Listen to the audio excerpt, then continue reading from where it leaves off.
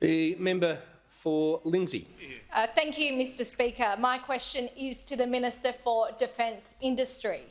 Will the Minister outline to the House how the Morrison government's plan for our defence industry works by creating more jobs and backing Australian businesses, including in our regions? Is the Minister aware of any alternative approaches? The Minister for Defence Industry.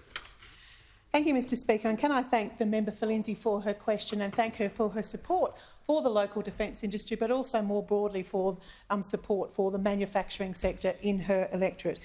Mr Speaker, the Morrison government is investing a record $270 billion in our defence capabilities, delivering jobs right across the nation.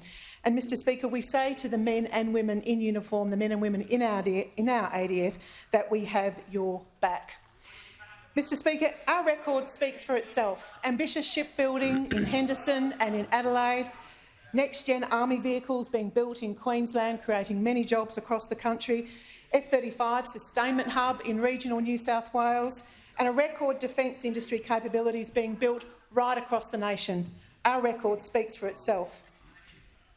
Sadly, Mr Speaker, Labor's record also speaks for itself, shamefully gutting $18 billion from its defence budget.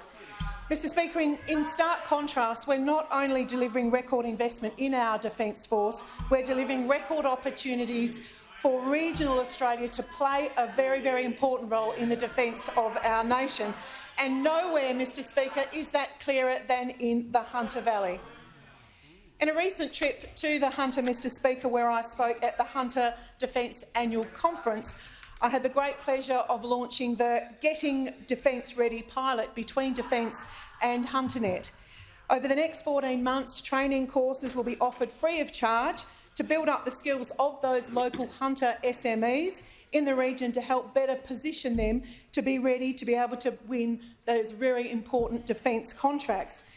Mr Speaker, we've also announced to local contractors in the Hunter region that they'll receive a boost of some $42.2 million worth of overhaul of facilities at the iconic Singleton military base. The Singleton mid-term facility refresh will improve amenities for more than the 1,000 ADF and the civilian personnel at the base, Mr Speaker, with some 650 local Aussie jobs being supported during that construction period. Mr Speaker, our investment in Singleton show that defence industry is not just about the shipbuilders or the engineers that are building out those very important ships and the military vehicles. The local tradies, the local earth-moving contractors, those local family-owned small SME building companies that are working on those major infrastructure projects, they are also a critical part of Australia's growing defence industry, and we're very grateful to them. Mr Speaker, under Labor, investment in defence dropped to its lowest level that we've seen since World War II.